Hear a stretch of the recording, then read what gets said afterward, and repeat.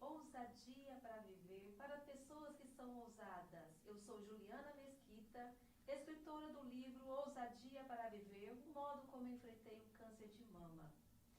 E hoje, o tema de hoje é maravilhoso para você que está nos ouvindo, que está nos vendo. Nós vamos falar algo que permeia a nossa vida, o medo. O estado do medo e suas ações. E nosso convidado de hoje, novamente conosco, uma pessoa maravilhosa, é Manuel Lima. Bom dia, Manuel. Bom dia, Ju. Mais uma vez é uma satisfação estar aqui com você, com vocês, né? Para mais um tema aí tão desafiador, né? Uma questão que as pessoas têm tanto problema com as questões do medo, né? Então, muitas vezes não consegue reconhecer o que está acontecendo. E hoje a gente vai passar alguma coisa que possa fazer a diferença para a pessoa identificar e poder trabalhar tudo isso melhor. É isso mesmo. Nós estamos vivendo momentos da sociedade que nós estamos sempre bombardeados por medos. Medos de vários fatores. Eu vou dizer que eu sou exemplo disso, porque eu passei por vários medos, porque eu tive que enfrentar o medo da doença. Então, acho que hoje vai ser um momento muito especial para que você esteja avaliando o que está passando com você hoje. E quero dizer que hoje é o nosso 11º podcast, Ousadia para Viver, com Juliana Mesquita. O tema é maravilhoso. Eu estou vestindo belíssima. E quero dizer para você, se você tem medo, vem conosco. Então vamos lá, né? Nós vamos falar de 8 etapas que o medo pode nos demonstrar para que possamos identificar o que está acontecendo de fato e que tipo de medo que nós estamos vivenciando naquele momento e quais são as ações que cada tipo de medo provoca. Por conta disso, o estado do medo e as ações que esse estado vai provocar no momento que você estiver vivenciando ele. O primeiro medo, que é o mais leve de todos, chama-se trepidação. É quando você começa a sentir que o seu corpo começa a dar sinal, começa a te incomodar de alguma forma. São sinais leves, que são chamados de trepidação, porque você já vê que o seu corpo não está funcionando da maneira ideal. E o que é isso? É antecipação da possibilidade de um perigo. Então, quando você começa, sabe aquela coisa que eu estou sentindo, parece que tem alguma coisa errada, parece que está para acontecer alguma coisa, é uma sensação, é um estado que você entra. E quando você entra nesse estado, ele te leva para uma ação. Ok, Ju? Se reconheceu em algum lugar aí? Então tá bom. Qual é a ação do estado da trepidação? Evitar. Então, o seu sistema neurológico, por perceber uma trepidação, ele começa a evitar algumas coisas. Ele quer fisicamente ficar longe de alguém ou de alguma coisa que esteja acontecendo, ou internamente mesmo, aquelas questões internas. Vem um pensamento, você quer fugir e você tenta se manter sempre assim isolado. Então, por quê? Porque provocou um pensamento que você nem deseja ter. Você já está com medo do medo.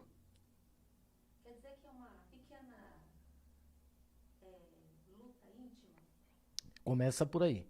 É uma pequena, você definiu muito bem. É uma pequena luta íntima. Alguma coisa querendo me falar lá, mas eu não quero ouvir. Então eu fico fugindo daquilo, como se eu vou fazer de conta que não está acontecendo, mas já tem algum incômodo lá, você ainda não sabe o que é, então esse é o primeiro estado que nós entramos de trepidação e a ação dele é você tentar evitar de qualquer forma.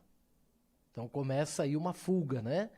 A fuga, ela está direcionada ao nosso sistema reptiliano, que é o primeiro cérebro que nós temos, que é o cérebro que ou ele foge ou ele luta. Nessa questão, ele foge. Ok? Tranquilo? Esse é o primeiro estado de medo, né? Agora, qual que é o segundo? O nervosismo. Se a trepidação começar a te incomodar num nível mais alto, é quando você começa a ficar nervoso ou nervosa. Aí é a incerteza quanto a saber se há um perigo ou não, porque aquilo já está te incomodando. você já sabe que está acontecendo alguma coisa internamente. Mas você só não tem a certeza se é perigo ou não. Mas sabe que tem algo errado. Mas quando ele começa a buscar a leitura pelo perigo, é quando você começa a entender que você corre um risco. E se você estiver correndo um risco e o teu sistema cerebral fizer essa leitura, já o sistema reptiliano já vai passar isso para o sistema mamífero, que é o cérebro que cuida das emoções. Aí as emoções já começam a ser alteradas. Então, qual é a ação que você vai ter? Você vai paralisar. Você congela. E quando você congela, é porque você já se tornou incapaz de agir ou de falar. Sabe quando você não quer nem tomar uma atitude e nem falar? Congelou. Isso é porque você está com falta de recursos mentais. Eu passei por isso, eu sei dizer de uma maneira assim, bem concreta que você está explicando, porque quando você recebe uma notícia de uma doença que tem um estigma muito forte, a primeira notícia que se fala, você fica nesse estado. Eu me fiquei nesse estado, eu não sabia o que fazer e eu buscava dentro de mim respostas que eu não tinha e o momento foi essa sensação ofegante de coração batia forte. Paralisia. Eu cheguei a paralisar um pouco, ficar olhando e às vezes até a pessoa pergunta, você está entendendo? Eu falava, tô, mas eu estava buscando recurso dentro de mim. Congelada. Olha só. Aí você, de alguma forma, checou e esteve nesse estado. Nós vamos subir agora, ampliar isso, né? Legal. Qual que é o terceiro estado do medo? Ansiedade. Incapacidade de lidar com uma ameaça antecipada ou real. Porque aí você está ouvindo o médico falar. Aquilo já começa a criar uma ansiedade porque a sua mente ela começa a tentar buscar uma saída, mas ela se sente incapaz. Porque não é comum, né, Ju, a gente receber uma notícia dessa, não é tão simples, né? Quando você recebe a notícia, impacta de tal forma que aí você fala, meu Deus, e agora, né? Para onde eu vou? E essa atitude, né, essa ação, no caso da ansiedade, essa te congela de vez, porque depois que você termina de falar, o seu cérebro começa a ficar processando. E aí parece que tudo que está sendo falado você não está ouvindo mais, porque ele já entrou num processo mental, está tentando buscar o recurso que não tem, né? E o que que é? Porque aí vem a grande questão do medo quando te congela. Você entra no sistema de culpa. É um sistema culpa-recompensa, que é chamado de forma neurológica. O que que é o sistema culpa-recompensa? Ele te paralisa porque ele desliga o terceiro cérebro, que é só o ser humano que tem. É o Homo sapiens, que é o neocórtex frontal aqui, ele desliga, é onde nós temos a capacidade de raciocínio, é onde a gente tem a capacidade de reflexão. Naquele momento desliga esse cérebro, aí te congela, porque você só fica com a sensação e com o sentimento daquela sensação. A sensação que você teve foi muito impactante e ela já causou tudo o que eu falei. E aí você vai ficar com o sentimento de ser incapaz. E ali dentro fica rodando em um tripé. Alguma coisa tentando te defender, outra coisa te acusando de algo, que por que você não fez isso, por que você não se cuidou, por quê? Um acusador. E o outro um perseguidor. Fica te perseguindo, tá vendo? Se tivesse se alimentado direito, tá vendo? Você precisa dormir, e aí você fica nesse looping, por isso que é sistema culpa-recompensa. Você se sente culpada, e aí a recompensa que você teve foi a notícia que você acabou de ouvir. Mas você não está mais raciocinando, você está só com a sensação e o sentimento de tudo isso e tentando diluir. Como o sistema Homo sapiens, que é o lobo frontal, está desligado, você pensa que está pensando, mas não está. De fato, a gente pensa realmente, a gente pensa que está pensando, e tudo acontece assim, em questões de segundos, minutos, assim. Isso. Para, e até a sensação que a gente tem até que a respiração para junto. Mas depois, passa um tempo, a gente vai voltando. Isso, é isso mesmo. Então, você viu, né? Aí você sai para o quarto estado do medo, é o temor. E o temor, ele antecipa, é uma antecipação de perigo grave. Seu cérebro voltou a funcionar, começou a raciocinar. Aí vem aquela informação, nossa, eu estou com câncer. Você nem fala da mama, você só fala que está com câncer. O que vem depois as pessoas nem verbalizam, porque vai verbalizar aquela parte horrível. Na verdade, a gente nem fala que está com câncer, a gente fala assim, eu vou morrer. Isso. Eu vou morrer. Olha só. Então aqui é o temor. Porque o temor é a antecipação de perigo grave, que é o que você falou, eu vou morrer. Então é um perigo grave, ele pode causar a minha morte. E quando eu entro no temor, que ação que eu começo a ter? Eu vou querer hesitar. O que é hesitar? Retenha-se em dúvida ou indecisão, muitas vezes momentaneamente. Você fica na dúvida, fica aquele looping. E agora? Será? Será que sim? Será que não? Será que cura? Será que não cura? Será que está de fato acontecendo isso comigo ou não? Então o temor traz a hesitação. Eu começo a querer hesitar, quero pensar, não quero pensar sobre, eu começo, né? Então o estado é de temor e a ação é de hesitar, isso que eu estou temendo. E tudo isso eu creio que você passou e hoje você está conseguindo identificar tudo isso.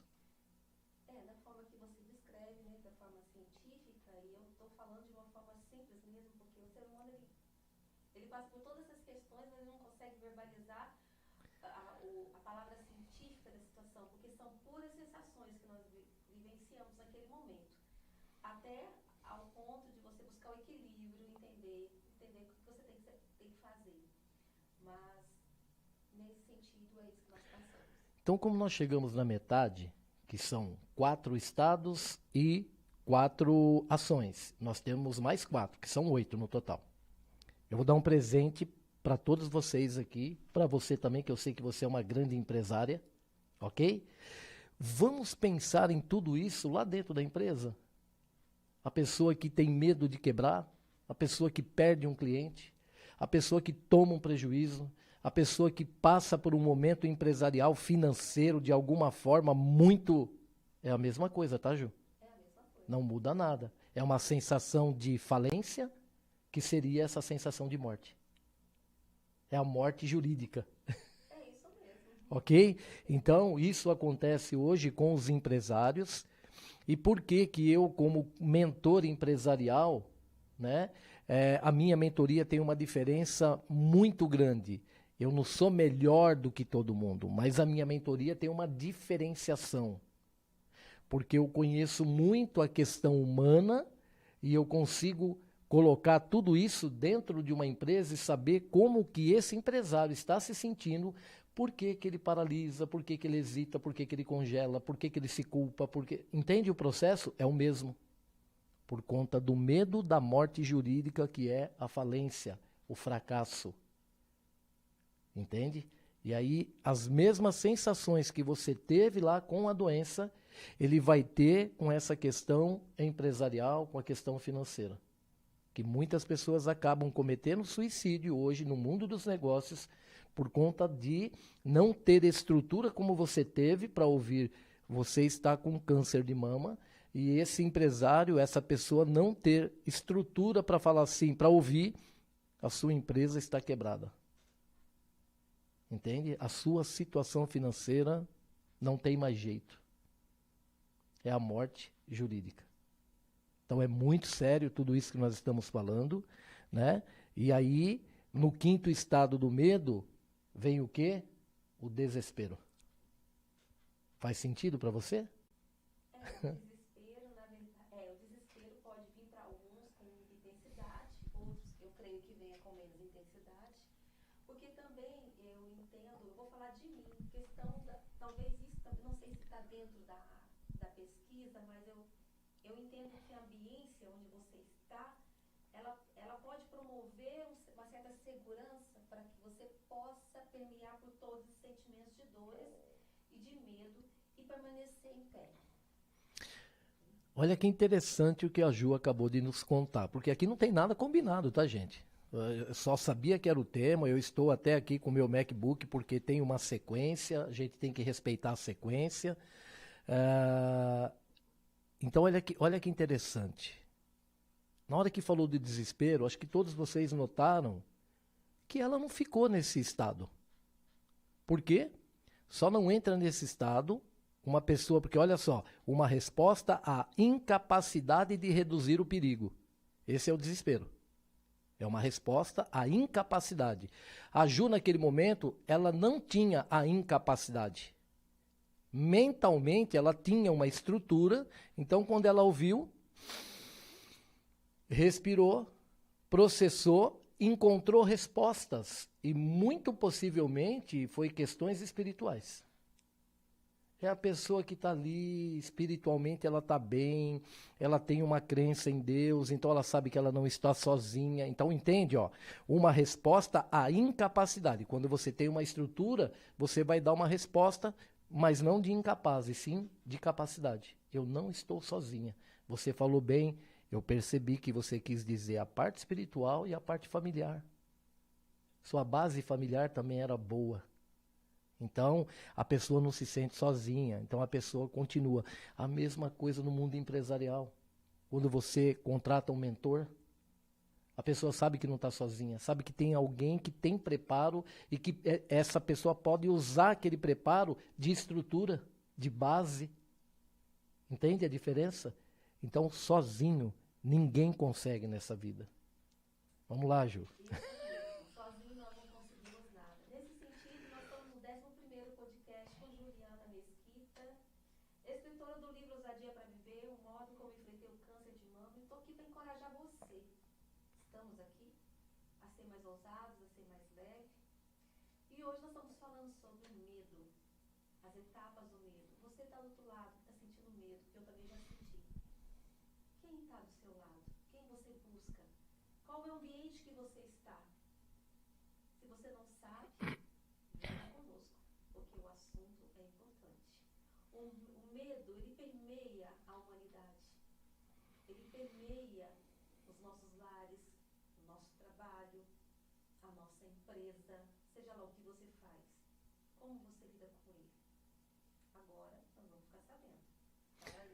Vamos lá. Então, o desespero acontece com quem tem essa incapacidade de ter uma resposta. Se você estivesse nesse lugar, quais seriam as ações que você teria? Você ia começar a ruminar. É ruminar mesmo, que é o termo específico, tá? Eu não posso mudar, porque isso daqui é um estudo científico. Então, ruminar, né? Aí começa. Entendeu? Você nem fala, nem... não entende nada. É que nem um animal quando fica ruminando aquilo ali. Fica ruminando, ruminando. O que que é? Repetitivamente pensar sobre a experiência emocional, mas não sair do lugar. Você fica pensando, pensando, pensando, repetindo. Nossa, e agora? E fica, mas só que ninguém nem entende porque você não consegue dar clareza para aquilo. Por quê? A mente está totalmente confundida por falta de base, tudo isso que nós falamos. Então, o desespero faz a pessoa ruminar. Ela não sai do lugar e fica ali resmungando, se lamentando, porque está desesperada, não tem saída. Ok?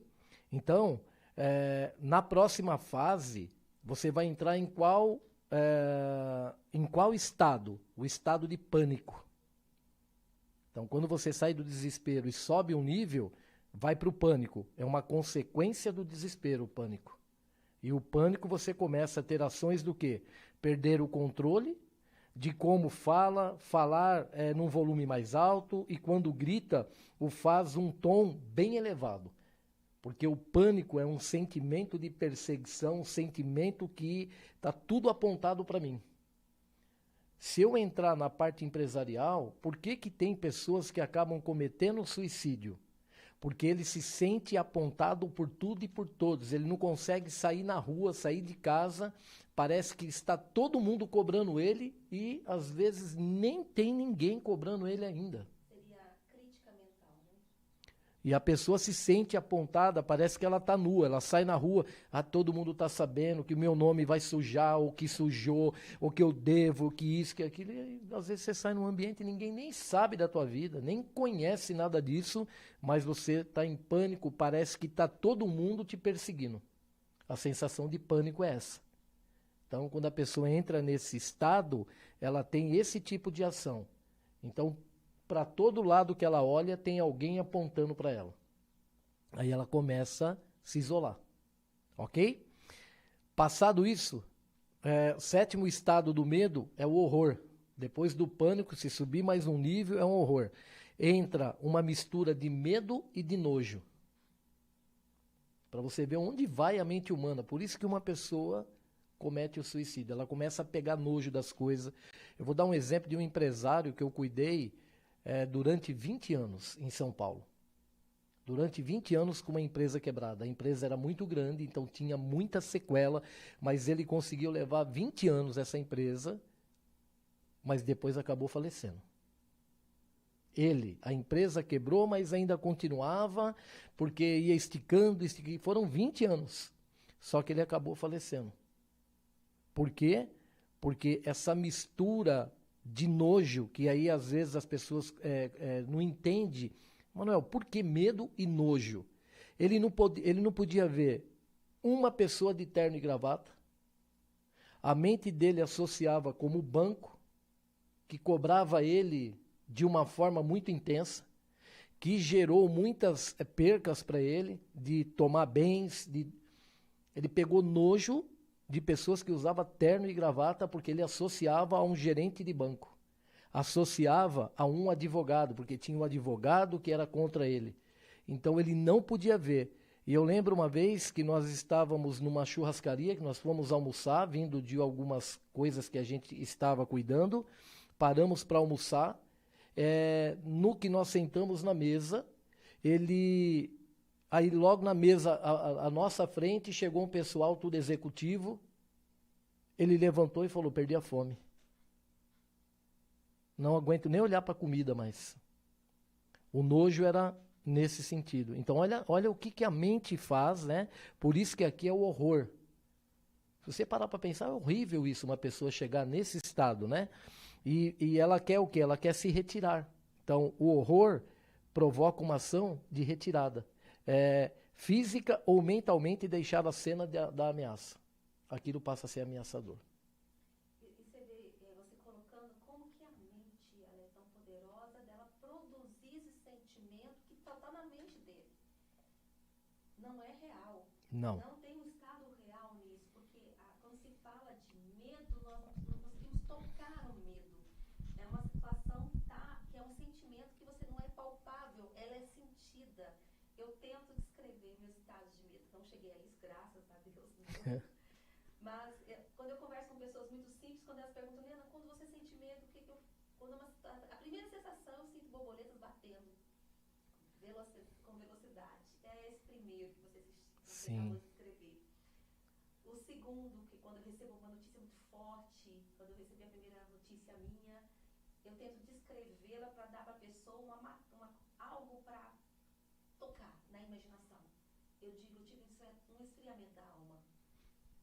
Olha só, o esfriamento da alma paralisa, né? Então eu fiquei paralisada, mas foi um esfriamento. Esse esfriamento depois passou. E agora nós chegamos no horror. No horror, que é o sétimo. Que é o sétimo. Você que está nos assistindo, é o 11º episódio do podcast Ousadia para Viver com Juliana Mesquita. Você, pessoa ousada, que está nos vendo, eu estou aqui vestindo belíssima. Mas também quero trazer para você muita ousadia, muita leveza. E nós estamos falando de um assunto que toca você, me toca, qualquer um, se a gente permitir. Se a gente não cuidar da nossa mente, se não tiver uma ambiência, se tiver pessoas que cuidam da gente, nós estamos falando disso agora. Você que é uma pessoa comum, você que é um grande empresário, seja lá quem você é nesse momento, nos siga, nos ouça. E preste atenção que o educador, consultor, mentor está falando, porque tem coisas que a gente precisa ouvir. E nós estamos dando de graça para você aqui agora. Então, venha conosco. Bom, aí falamos, né, e vamos para o 8º e último estado do medo, que é o terror. Por isso que é usado a palavra terrorismo, porque a mente mente. Então ela aterroriza você. Esse é o medo máximo. O cérebro, ele é um codificador de informações. Então, quando ele codifica algo e ele registra aquilo como uma verdade, você passa a acreditar naquilo. Como você falou, não é real, mas a pessoa passa a acreditar e ela sente como se fosse. Por isso que a mente mata. Não é brincadeira. Uma pessoa, quando comete suicídio, qualquer pessoa que cometeu o suicídio, ela não queria se matar. Isso já foi provado cientificamente. Ninguém quer se matar. A pessoa quer matar a dor que ela não suporta dentro dela. Ela não quer se matar. Ela não quer acabar com a vida. Ela quer acabar com a dor. Só que ela entende o seguinte: se eu acabar com a minha vida, a dor acaba. Entende o processo mental como ele é? Por isso que é o terror, né? E nesse estado de terror, que é o medo máximo, você vai entrar em outra ação. E agora, se preparem, gente, que é uma palavra que vocês usam no dia a dia. Ela está no último estado do medo. Preocupar. Preocupação. Terror é para as pessoas que têm preocupação. Antes, ocupação, antes de se ocupar. É não fazer nada. Você falando isso é um termo tão usado para tudo isso. Estou preocupado, estou preocupado, estou preocupado. Você quer antecipar possibilidade de danos. Você quer antecipar o tempo que ser humano nenhum tem poder para avançar um segundo ou retroagir um segundo. E nós não temos controle. Não. Temos controle. Entende? Isso está só na mão de Deus, de mais ninguém. E é um poder que o ser humano, todo dia, ele quer dar um jeito de, resolver. Então, se eu estou pré-ocupado, antes, então antes de se ocupar, se eu ficar durante horas pré-ocupado, eu não estou fazendo nada. É a pessoa que não produz absolutamente nada. Só que se eu não estou produzindo nada, o que está acontecendo com a minha vida? Quem não produz, vamos falar de Mato Grosso, é a terra da colheita, porque aqui é a terra da plantação, só colhe quem? Quem não planta nada vai colher o quê? Nada. Então não é aquela questão, vai plantar coisa ruim, vai colher coisa ruim. Não, quem não planta nada, não colhe nada. E quem não colhe nada, não come. Quem não come, não vive, morre. E é tão interessante quando se fala em preocupação, a palavra diz para nós, a palavra de Deus fala, cada dia o seu mal, né? Então deixa a cada dia. Então o vivo hoje, o amanhã Não nos pertence. nos pertence. Isso é claro. Então, talvez eu não sou obediente com o que eu ouço, talvez eu não sou obediente com o que a palavra de Deus fala para mim, né? Deus, na sua suprema misericórdia, Ele quer nos libertar. Será que nós queremos? Então, a grande questão é que agora que você já conheceu esses estados e essas ações, Manuel, o que eu poderia fazer para melhorar a minha vida e, consequentemente, melhorar um pouco mais a minha situação de vida? Porque você só muda a situação de vida se você melhorar a sua vida. Então agora, né, logicamente isso daqui vai ficar gravado, eu peço que vocês assistam várias vezes, preste atenção, é uma coisa simples, porque eu resumi muito, que é para dar um entendimento, porque eu poderia falar um por vez que eu viesse aqui, mas eu quis fechar, por quê? Porque o ser humano, justamente por conta da ansiedade, ele quer os passos, e a mente gosta de sequência, a sequência gera clareza, né? E a ausência de sequência gera confusão. Então eu coloquei a sequência dos 8 estados, consequentemente as suas 8 ações, e aqui você pode estar sempre vendo, Manuel, me dá uma dica, como é que eu posso fazer uso disso para a minha vida e melhorar essa minha vida e a minha situação de vida? De ver você ficar procurando simplesmente adivinhar qual é o nome do medo, olha a ação. Que tipo de ação que você está tendo quando acontece alguma coisa que você não dá conta? Olha para a ação, vem aqui e confirma. Ela vai te mostrar onde você está. E dependendo do estágio que você estiver, você vai saber o risco que você corre. Então começa leve, vai subindo, vai subindo, vai subindo. A pessoa que comete suicídio, ela chega no 8º. Se ela não chegar no 8º, ela não comete. O suicídio está no 8º medo, não está no 1º. Entendeu? Então é uma evolução. Então, para você que já teve, inclusive, esse problema na família, né? Logicamente que A gente não deseja isso para ninguém, mas eu sei que tem gente que acaba assistindo e já teve esse problema na família. E para que você continue cuidando da sua família e isso não se repita, porque o que você falou é muito importante, o ambiente sempre vence. Então existe uma tendência, se tem algum caso na minha família, pode ter 2, pode ter 3, a probabilidade é maior. Agora, se você começa a ter esse autoconhecimento e gerar esse conhecimento dentro da sua família, você minimiza tudo isso daí. Porque você começa a antecipar algumas atitudes que talvez você não teve por não ter visto, não ter percebido. Ou também, Manu, a gente pode também estar buscando a antecipação do mal também, vivendo aquela ansiedade, dizendo, nossa, quando eu vou morrer? Quando eu vou morrer? Você fica ali prolongando aquilo lá, porque você começa, eu não sei se isso é um nome correto, mas liberando gatilhos emocionais para que. E talvez essa situação deixe a gente confortável também. Sim. Deixa a gente confortável viver nesse estado. Né? E no mundo dos negócios é o que eu falo. Nenhum empresário quebra financeiramente antes de quebrar emocionalmente. Aqui estão todos os avisos. Então nós temos sinais todo o tempo e o tempo todo. Então na nossa vida financeira, na nossa vida estratégica, administrativa, empresarial, tem sinais. Você precisa começar a detectar onde que você está. E quando você simplesmente não dá atenção para essas coisas, porque isso aqui é ser humano. Empresa é CNPJ. Ninguém negocia com CNPJ, só negocia com CPF. Quem toca a empresa é o CPF, não é o CNPJ.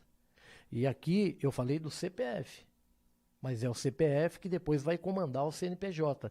E um ser humano passa por tudo isso aqui todo o tempo e o tempo todo. E às vezes você passa um estado desse em um dia, em meia horinha, negociando alguma coisa, numa aflição tremenda. Aí você pode passar por todos esse estágio. E se você não tiver esses recursos para identificar, na hora de fazer uma negociação, você pode cometer falhas que você nem imagina. E você falando sobre isso, eu quero que você relembra, né? Aqueles 7 pilares que a gente... 7. Isso mesmo, porque os 7 pilares eles vão permear todas essas situações que eu acho que vem combater todos isso que nós estamos falando agora, né?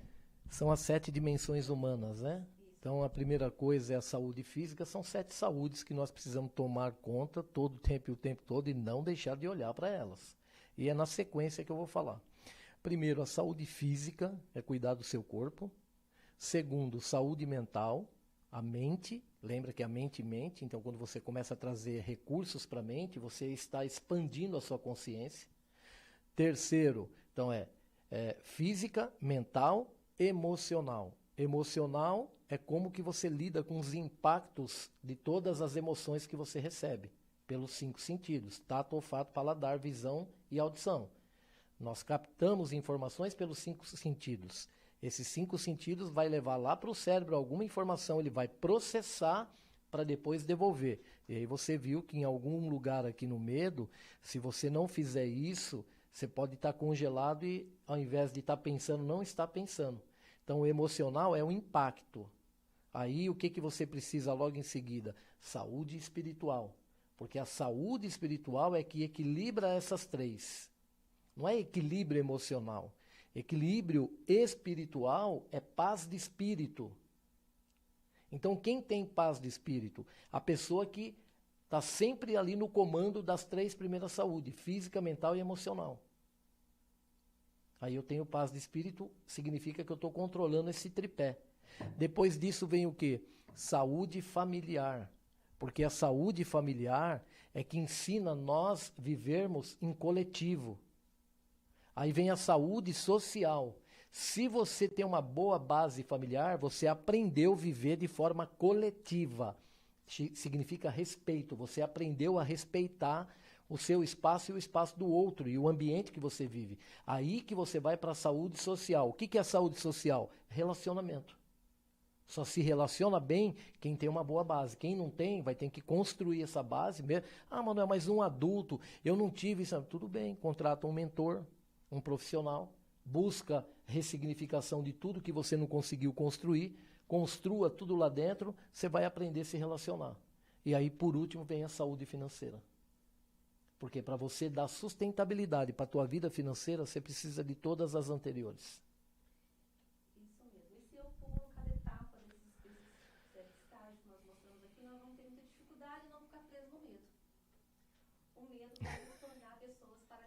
paralisadas, né? Paralisadas, né?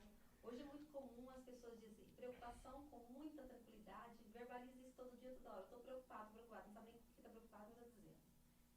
Segundo, eu sou ansiosa. Eu estou ansiosa do quê? O que que eu tenho controle?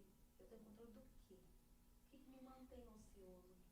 Eu tenho que entender essa ação. Então, a ansiedade. Ninguém é ansioso, ninguém é ansiosa. Nós podemos estar. Por isso que aqui foi falado estado. Você pode estar num estado de ansiedade por conta de alguma coisa que esteja te incomodando. Agora, o que está incomodando? Você precisa ver se é uma preocupação ou se realmente é alguma coisa real que está acontecendo. E a ansiedade, ela é um estado, não é uma definição. Então, é importante que você entenda isso, porque só esse entendimento vai aliviar muita coisa na sua vida. Porque tem gente que assume esse título e ela... Não, eu sou... Aí tudo que ela vai fazer, ela já põe que ela é. Não, não é não. Não é tudo que você faz que você tem ansiedade. Não é tudo. Eu não sei se porque o nome é bonito, eu acho assim, a modernidade trouxe para nós muita facilidade de você buscar na internet, informações. Aí você pega títulos e coloca títulos em você mesmo, né? E transfere para o outro. Que às vezes eu tomo lugar de colocar o título no outro e dizer, você tá assim, você tá desse jeito. Não, gente, nós não estamos assim. Os jovens de hoje, quem é que mais coloca medalha no jovem para ele entender que ele é ansioso? Os pais. Porque os pais não têm esse recurso. E aí é comum, pode prestar atenção. Na minha família, na sua, em qualquer família, isso é comum. Não é normal, mas é comum. O que acontece? Sabe o que é? É que a minha filha é muito ansiosa. E aí a mãe fala, o pai fala, ela ouve, aí repete, pronto, ganhou o título, ganhou o estado, e aí vai vivenciar aquilo boa parte do tempo. Não significa que mas significa que vive naquele mundo durante muitas horas do dia. E isso vai trazer malefício. Isso traz não só malefício, traz sofrimento, né? Traz sofrimento das famílias, sofrimento para quem passa, porque parece que a gente fica romantizando. É romântico dizer, estou preocupada, estou romântico dizer, eu estou estressada. As pessoas até falam assim, com ar de romantismo, né? Tem um treinamento que eu dou, Ju, chama-se Processo Identidade. O que nós mais trabalhamos nesse treinamento e que as pessoas depois que saem com essa consciência falam, meu Deus, como eu me vitimizava, que é o que você acabou de falar. A gente vai acolhendo um monte de coisa, nós nos vitimizamos e nem prestamos atenção o quanto essa vitimização nos faz mal e nos impede de avançar, nos impede de progredir, nos impede de prosperar. Porque é uma coisa inconsciente. O ser humano, por mais que não faça sentido para você que está me ouvindo, se quiser, você vai ter que vir para um processo de imersão, num processo de identidade, para você entender que a terceira fonte da felicidade chama-se sofrimento. O ser humano é feliz quando sofre. Ju, você passou por tudo isso. Você não faz da forma que eu vou falar. E eu não estou falando para te agradar, não. É porque eu identifico isso com muita facilidade. Mas a maioria das pessoas, quando ela vem contar que ela teve um problema, seja financeiro, seja de enfermidade, ela começa a contar e ela começa a contar de uma forma sofrida. Ela chora. Ela vai, você não entendeu, eu passei por isso, eu passei por aquilo, e chora e continua contando, e chora e continua contando. E aquilo é prazeroso.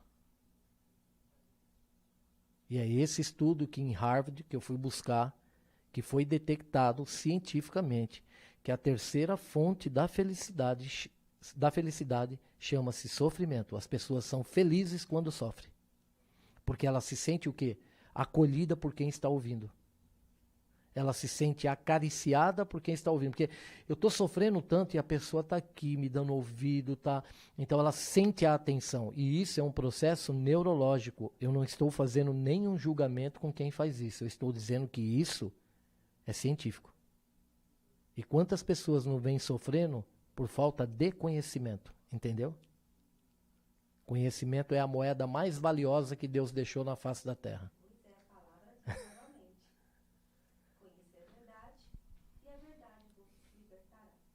E nesse sentido tenha conhecimento. O conhecimento é importante, a gente saber identificar o que acontece conosco. O que acontece comigo? Né? O que acontece com você? A gente tem que ter essa identidade nossa, tem que ser nossa, porque eu vou trazer um pouquinho do meu livro. Isso. Ousadia para Viver. Eu tive uma palavra muito forte, eu coloquei no livro quando eu tomei minhas decisões, eu disse, eu não vou desapropriar de mim mesma. Não desaproprie de você, que você entrega para o outro. Mas se desapropriar é como você se entrega por inteiro e tira a sua responsabilidade. Quem sou eu? Aonde eu estou? O que eu quero? Então, eu falo, eu escrevo sobre isso. E falando sobre isso, a gente conversando, o medo faz isso. O medo, ele faz a gente nos colocar nessa situação. Ele tira a sua identidade. Ele tira a identidade. E aí você passa a viver os títulos que você acolheu. Olha para você ver o perigo que a gente corre por falta de conhecimento. Entendi de uma forma equivocada, vou atuar da forma equivocada. E é tão interessante quando eu encontro pessoas, eu falo, Leandro, você escreveu, você fala sobre o câncer, mas eu de uma maneira tão alegre, eu falei, deu fruto, deu significado.